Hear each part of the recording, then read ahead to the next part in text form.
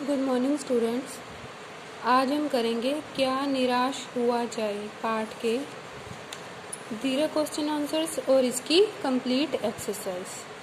तो स्टार्ट करते हैं। सबसे पहले है क्या प्रश्न, आदर्शों की मिलन भूमि कहने से लेखक का क्या तात्पर्य है। ठीक है, तो इसका आंसर है क्या का प्रश्न है, आदर्शों की मिलन भूमि कहने से लेखक का ये तात्पर्य है कि हमारे महान भारतवर्ष में आर्य और द्रविड़, हिंदू और मुसलमान, यूरोपीय और भारतीय आदर्शों का मिलन हुआ है। मतलब कि ये जो हमारी भूमि है इसमें ये सारे आर्य, द्रविड़, हिंदू, मुसलमान, यूरोपीय, भारतीय ये सब हैं। इनके आदर्शों तथा मूल्यों से कर्णधारों ने इस देश को सभ्य और सांस्कृतिक रूप से संपन्न बनाया है। तो इन सब ने भारत को मिलकर संपन्न बनाया है।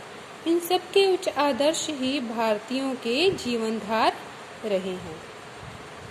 ठीक है, चलो नेक्स्ट। लेखक ने निकृष्ट आचरण किसे कहा है, उसे सुधारने का क्या उपाय है।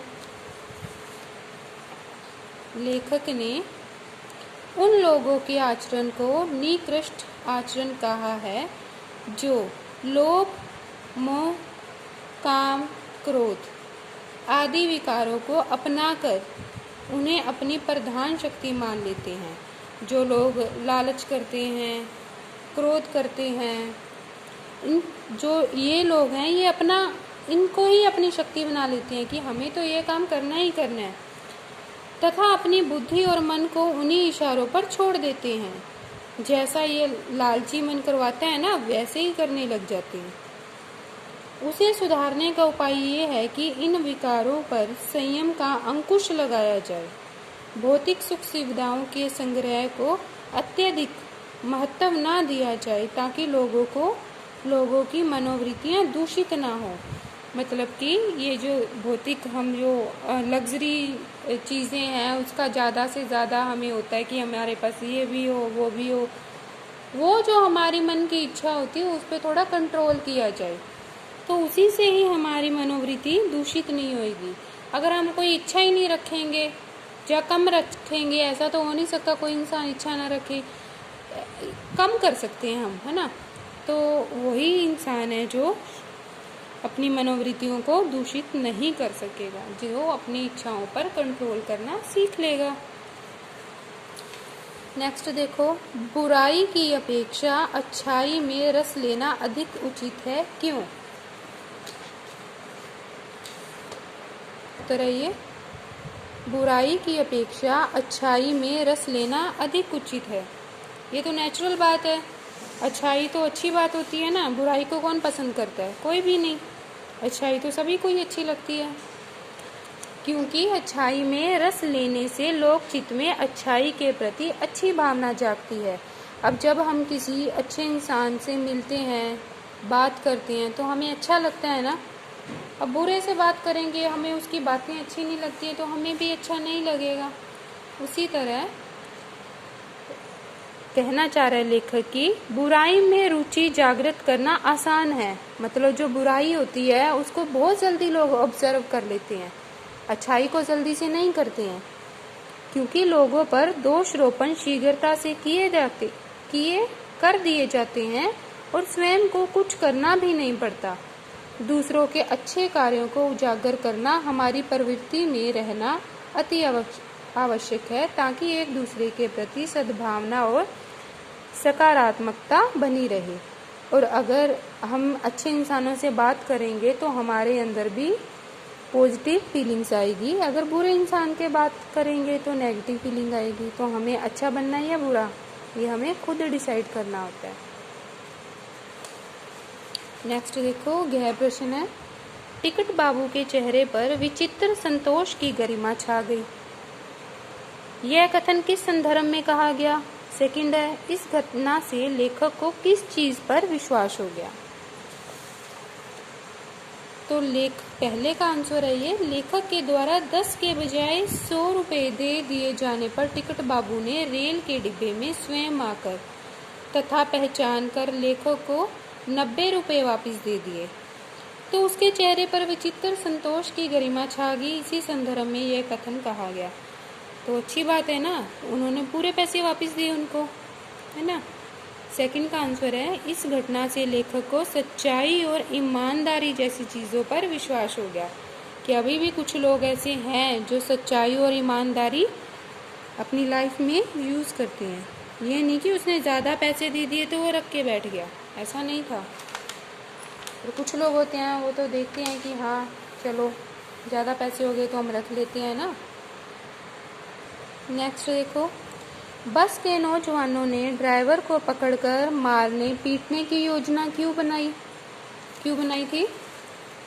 बस के नौजवानों ने ड्राइवर को पकड़कर मारने पीटने की योजना इसलिए बनाई थी क्योंकि उसी सुनसान जगह पर कई बार बसों को लूट लिया गया था। लोगों को लग रहा था कि ड्राइवर और कंडक्टर की डाकुओं से मिली भगत है। मतलब ये दोनों जो डाकुओं से मिले हुए हैं कि इसी रास्ते से बस ले जाते हैं और वहीं पर ही डाकू आ जाते हैं। लोगों को ऐसा लगता है और बस को जानबूझकर रोका गया था। कंडक्टर के वहां से चले जाने पर तो यात्रियों का संदेह और भी दृढ़ हो गया कि उनके साथ कुछ बुरा होने वाला है। ठीक है, लास्ट क्वेश्चन है, महान भारतवर्ष को पाने की संभावना बनी हुई है, बनी रहेगी। लेखक के इस कथन का अभिप्राय स्पष्ट कीजिए। लेखक के साथ घटी दो घटनाओं ने उनके मन पर सच्चाई और ईमानदारी की जो अमिट छाप छोड़ी थी, उससे उन्हें विश्वास हो गया था कि भारतवर्ष से सच्चाई और ईमानदारी अभी मिटी नहीं है, बनी हुई है, भले ही दबी हुई है। हमारी कुछ गलत प्रवृत्तियों तथा नियमों ने हमें पथभ्रष्ट अवश्य कर दिया है, परंतु आशा अभी शेष है कि हम अपने मूल्यों का महत्व समझते हुए भारत को महान बनाने में कुछ शेष न रखेंगे। कहने का मतलब ये है कि लेखक ये कहना चाह रहा है कि अभी भी कुछ लोग ऐसे हैं जिनके अंदर ईमानदारी है। मतलब कि वैसे तो कहते हैं ना कि कलयुग आ गया, भ्रष्टाचार हर जगह होती जा रही है, लोग भ्रष्ट हो रहे हैं, पर कहीं अभी भी ईमानदारी बची हुई है। बेशक बेईमानी ज़्यादा चल रही है पर ईमानदारी ख़त्म नहीं हुई है, किसी किसी में अभी है।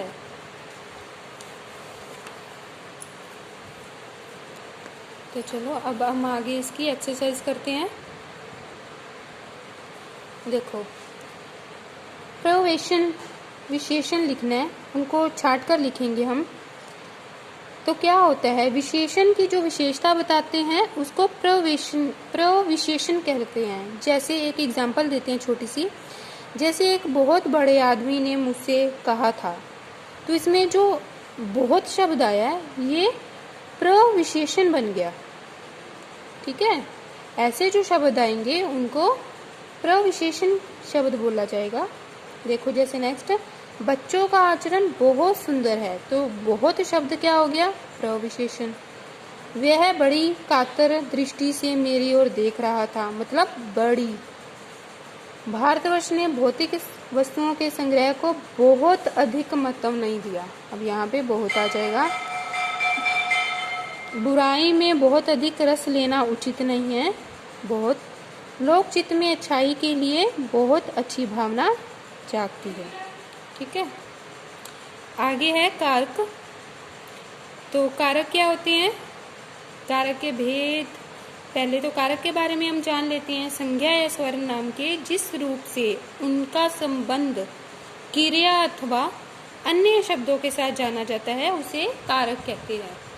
तो इसके भेद क्या होते हैं, देखो, कर्ता ने कर्म को कर्म से, संप्रदान को अपादान के से, संबंध का अधिकार में संबोधन है।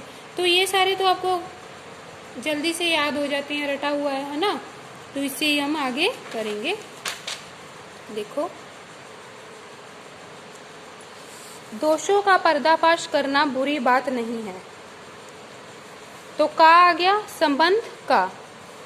मैं रेलवे स्टेशन पर टिकट खरीदने गया, तो पर किस में होता है, अधिकरण पर, है ना। मैं बस से यात्रा कर रहा था, से करण से, है ना। रात में 10 बजे बस ने जवाब दे दिया। रात में 10 बजे तो में, अधिकरण में। उसने कहा, ने, उसने मतलब कर्ता ने, है ना, कर्ता कारक हो गया। तो लास्ट है हमारा कर्म कारक और संप्रदान कारक में हमें अंतर बताना है।